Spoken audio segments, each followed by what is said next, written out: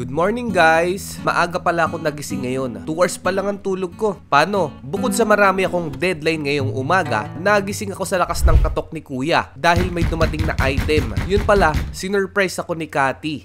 Ano ba to? Mukhang matutuwa ako ngayong umaga. Oh my God, wala pa akong tulog. Pero may dumating na package. NBA 2K24 PS5. Akala ko pagkain eh. Ha? Akala ko pagkain. Ito pala yung kumakatak ko lang ya. Aga-aga, dumadabog. Kasi ang usapan namin, hindi muna ako bibili ng NBA 2K24 kasi mahal pa. Ang hindi ko alam, nag-pre-order na pala siya noong August pa. Kaso wala naman sa akin yung PS5 ko ngayon dahil hiniram ng kapatid ko. Wala pa kasi akong games. Kailangan may nag-dirt ah. August ko yan. Grabe siya. Kevin, akin na yung PS5, may games na ako. Akala ko wala akong games eh. Sinurprise na naman ako ni Cathy. Anyway, pagtapos nun, dumiretso na rin pala ako sa LTO para magpa-renew na lisensya. Kasi pupunta kami na Manila Ocean Park. Syempre ayokong bumiyahe ng may sabit para safe tayo sa huli. Sa unang test pa lang, mukhang babagsak pa ata ako ah. Pansin ko medyo lumabo yung kaliwang mata ko. Ang bagal ko nang magbasa, pero buti hindi ko minadali. Sa huli, pumasa naman. Kaya tara, biyahe na tayo. Meet my family. Ito nga pala si Hailey and si Kiara. Medyo wala pa sila sa mood kasi maaga pa. Tapos eto, habang binabaybay namin yung EDSA, nakakita ako ng kapareho ko ng kulay. Iniisip ko nga kung naiinis ba ang mga Mini Cooper owner sa aming mga naka Suzuki Swift kasi may pagkakahawig.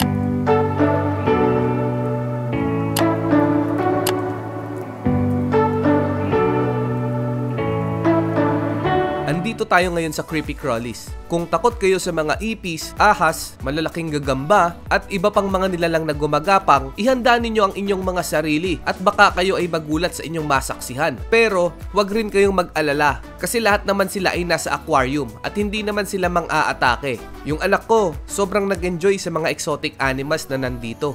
Kaso si Mrs. naiyak naman sa takot dahil meron pala siyang phobia sa mga ahas. Takot sa ahas? Di na-inform. Lahat ng aquarium dito, puro ahas. Kaya bago pa ako awayin ni Cathy, lumipat na kami dito sa back-to-back All-Star Bird Show and Sea Lion Show.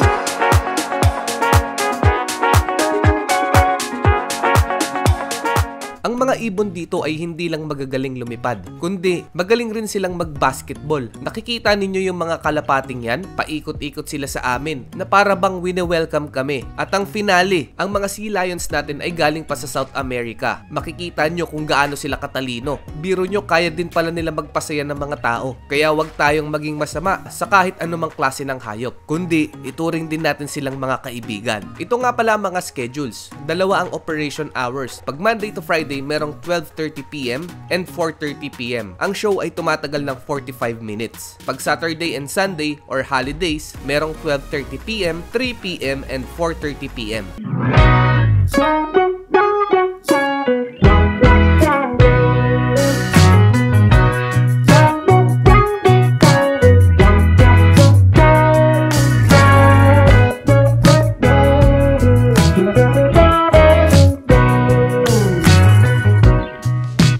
Inaabangan ko dito ay yung Oceanarium, kung saan maglalakad ka sa ilalim ng tubig para makita ng malapitan ang 277 species. Lahat ng yan ay nagmula dito sa Pilipinas at Southeast Asia. Kaya wag niyong kalimutang mag-charge ng phone para maging ready kayo sa mga selfies or groupie na talagang pang Instagrammable or pang my day. Ang tubig dito ay may lalim na 3,000 cubic meters. Hindi ko sigurado kung ilan siya pag sinukat sa feet, pero isa lang ang masisiguro ko, ito ay sobrang lalim na. Meron namang sukat na 55 meter ang lalakaran nyo dito, o yung mismong haba ng tunnel ay nasa 180 feet. Talagang maa-amaze ka sa ganda ng paligid. Hindi nyo nakakailanganin pang mag-diving para makakita ng sea creatures. Kung makikita ninyo, ayun yung pinakamalaking shark ko na nandito. Ayun no, sobrang laki. Ang haba. Kaso nagtatago siya. Kumpara dito, maliliit. Guys, papunta tayo ngayon dito sa may Antarctica. Let's see kung malamig. Tara, let's go!